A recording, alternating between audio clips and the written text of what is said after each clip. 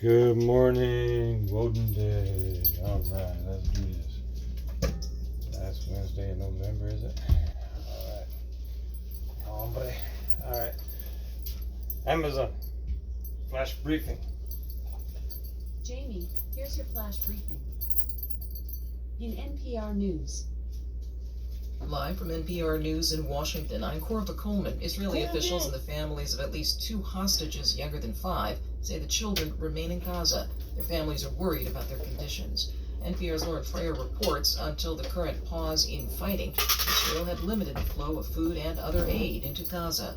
Afrei Bibas says her brother, sister-in-law, and nephews aged 4 and 10 months are being held hostage in dire conditions in Gaza. There's not a lot of food, poor hygiene, and all of this is making us really worried. Bibas spoke with reporters over Zoom. Israel's military says Hamas may have handed her relatives to another Palestinian faction in Khan Yunis area of southern Gaza.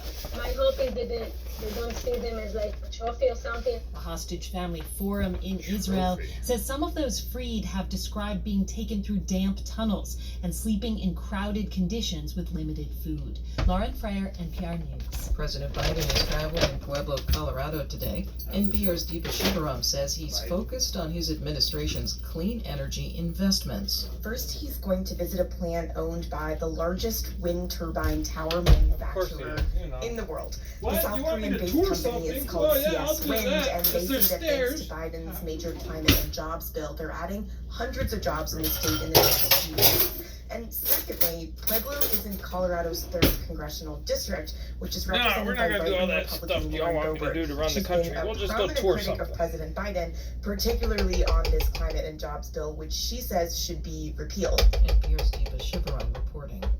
Georgia lawmakers began a special legislative session today to redraw their political maps. Got any more This is factories after a federal judge ruled they discriminate against black voters. Georgia Public Broadcasting's Stephen Fowler has more. A federal judge said Georgia's Republican-drawn maps for state legislature and Congress do not give black voters enough representation after explosive population growth last decade. New proposals for the State House and Senate released before the special session do add more majority black districts, but would not necessarily give Democrats more of an advantage. That's because Republicans eliminated several majority white districts that support Democrats, and it's not illegal to gerrymander based on party. The redo of Georgia's congressional map might lead to a more competitive district that could help determine which party controls the U.S. House next year. For NPR News, I'm Stephen Fowler. Federal prosecutors are charging a citizen of India with How about we just conspiring vote to people in, assassinate an American citizen. Yeah? The unnamed American has called for a people. sovereign state for 6 in India. Around the House and His the charge comes 2 months after authorities in Canada announced Or they let's had get rid of the credible federal evidence government, period. that linked Indian agents to You the decide. murder of a Canadian who was Let the also people a Sikh vote on it. activist. India has Vote for condemned no feds and go back Canada's to just accusation. states. The On small Wall Street, communities. the Dow is up more than 70 points. Or keep the federal government. You're listening to Let's NPR. have a massive vote. House Speaker Mike Johnson says his chamber will hold a vote tomorrow on whether to expel New York Republican Congressman George Santos. The embattled lawmaker faces nearly 24 federal corruption charges. A House Ethics Committee report accuses him of further crimes. Santos has And I know they denied made the wrongdoing. war of the Civil War into Colorado slavery, wildlife but it was officials are really racing about to meet a no year-end federal deadline government. to reintroduce That's how it gray started. wolves to the state.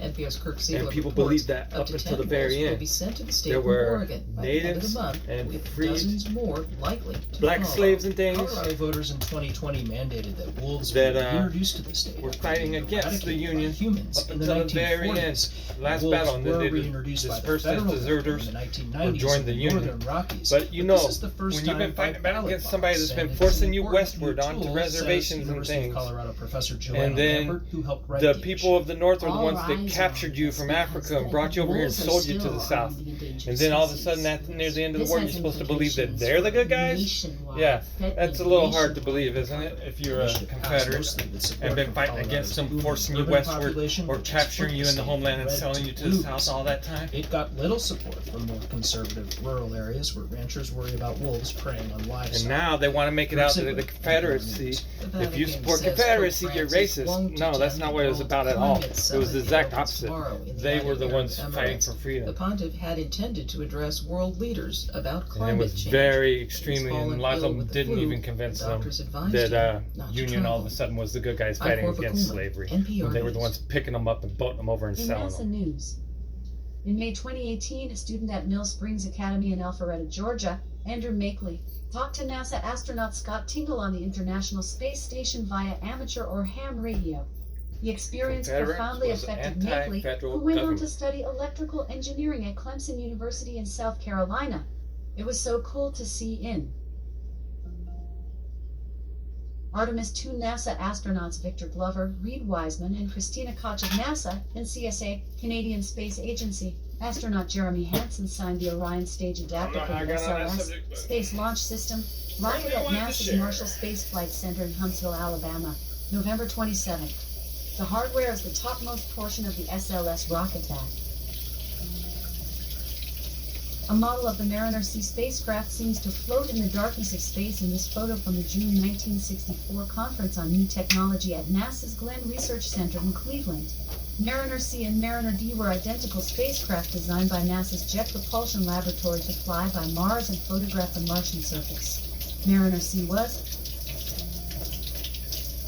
the field of aerial vehicle autonomy focuses on self-reliance, building a flight equivalent of puppets without puppeteers.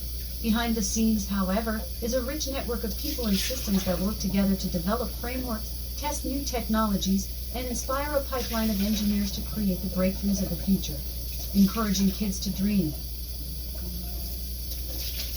NASA will provide live launch and docking coverage at the Roscosmos Progress 86 cargo spacecraft carrying about 3 tons of food, fuel, and supplies for the Expedition 70 crew aboard the International Space Station.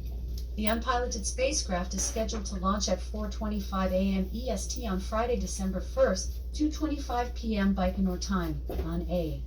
In weather. In Seattle, there's a freezing fog advisory in effect until Wednesday, November 29th, 12 p.m. The current weather is 34 degrees Fahrenheit with mostly cloudy skies. You can expect more of the same today, with a high of 42 degrees and a low of 34 degrees. Okay. From NASA. Well, Amazon. Off. Amazon. Tell us a joke. How does an angry snail get through the day? Angry snail? Slowly, but surely. How you know if a snail's angry? Oh no, man. That would be interesting to see. Alright, well, happy Woden Day, everyone. I don't know how I got on that topic of the Civil War, but yeah, whatever. And, peace, prosper, love, hang loose, rock on, whatever. Alright, y'all have a wonderful day. Happy holidays.